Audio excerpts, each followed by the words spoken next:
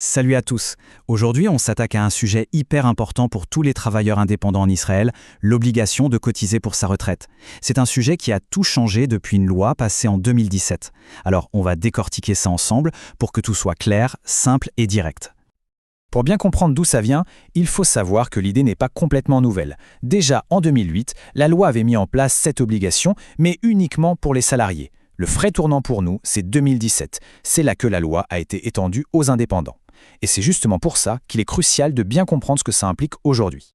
Bon, voilà notre plan de match pour aujourd'hui. D'abord, on va voir c'est quoi exactement cette nouvelle obligation. Ensuite, qui est concerné, très important.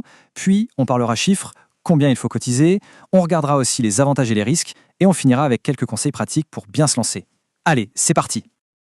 Ok, rentrons dans le vif du sujet avec cette fameuse obligation. La première question qu'on peut se poser, c'est « Mais pourquoi le gouvernement a-t-il décidé de faire ça ? Quelle était l'idée derrière ?» En fait, tout commence en janvier 2017. Avant cette date, les indépendants, qui représentent quand même 12% de la population active, ils n'avaient aucune obligation d'épargner pour leurs vieux jours. L'État a voulu changer ça pour une raison assez simple, éviter qu'une grosse partie de la population se retrouve sans un sou à la retraite et devienne du coup une charge pour la société. On passe maintenant à la question que chaque indépendant s'est posée. Est-ce que ça me concerne personnellement ? C'est vraiment l'étape clé pour savoir si on doit s'y mettre ou pas. La question est posée. Est-on obligé de cotiser ? La réponse dépend de quelques critères très précis. Voyons ça ensemble. Alors, voilà la checklist. C'est très simple, il y a 3 conditions à remplir. Numéro 1, avoir plus de 21 ans. Numéro 2, être installé comme indépendant depuis au moins 6 mois. Et numéro 3, avoir moins de 55 ans. Si ces 3 conditions sont réunies, alors oui, l'obligation de cotiser est bien là. C'est aussi simple que ça. Allez, on aborde la partie qui peut faire un peu peur, les chiffres. Combien faut-il verser ? Ça peut paraître compliqué, mais on va voir qu'en réalité, le calcul est assez logique et se base entièrement sur les revenus. Bon, le système fonctionne avec 2 tranches de revenus. Pour 2024, sur la première partie du revenu mensuel, jusqu'à 6 268 shekels, on applique un taux de 4,45%. Ensuite, pour tout ce qui dépasse ce montant, jusqu'à 12 536 shekels, le taux grimpe à 12,55%. Le mieux, c'est de voir ce que ça donne avec des exemples concrets. Prenons le cas de Monsieur Cohen. Il gagne 7000 shekels par mois. Le calcul est le suivant. On applique 4,45% sur la première tranche, donc sur 6268 shekels. Puis, sur ce qui reste, c'est-à-dire 732 shekels, on applique le deuxième taux, 12,55%.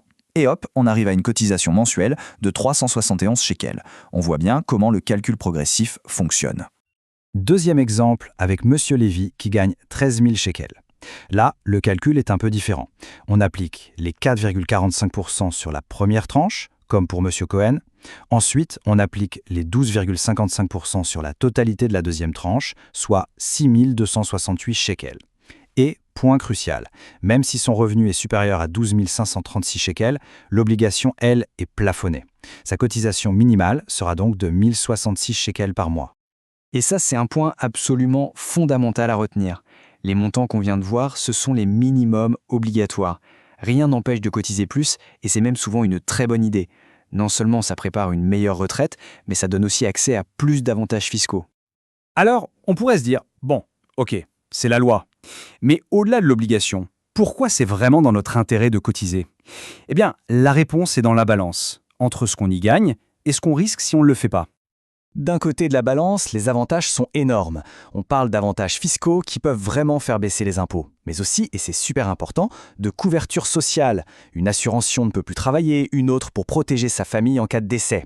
De l'autre côté, le risque, si on ne fait rien, c'est une amende de 500 shekels. Ça peut sembler peu, mais le vrai risque n'est pas là. Le vrai danger, c'est de passer à côté de milliers de shekels d'économies d'impôts et de se priver d'une sécurité financière vitale. Allez, on termine avec du très pratique. Comment on gère ça au quotidien, surtout quand on est indépendant, avec des revenus qui font le yo-yo d'un mois à l'autre. Voilà le casse-tête pour beaucoup d'indépendants. Comment savoir combien mettre de côté chaque mois quand on ne connaît pas son revenu annuel à l'avance ? C'est une excellente question. Et heureusement, il y a des stratégies pour s'en sortir. Voici 3 approches possibles. La première, on verse un petit montant fixe tous les mois et à la fin de l'année, quand on y voit plus clair sur ses revenus, on fait un versement complémentaire pour être en règle. Deuxième option, on estime son revenu de l'année et on cotise chaque mois sur cette base, quitte à ajuster en cours de route. Et enfin, troisième possibilité, faire un seul gros versement pour toute l'année. Mais là, attention, il faut être sûr d'avoir la trésorerie pour. Et pour conclure, retenons cette idée qui est peut-être la plus importante de toutes. La retraite, et encore plus quand on la mélange avec la fiscalité israélienne, c'est un vrai labyrinthe. Pour s'y retrouver, pour optimiser au maximum les avantages et être sûr de faire les choses bien, le conseil d'un pro n'est vraiment pas un luxe. C'est un investissement intelligent pour son propre avenir.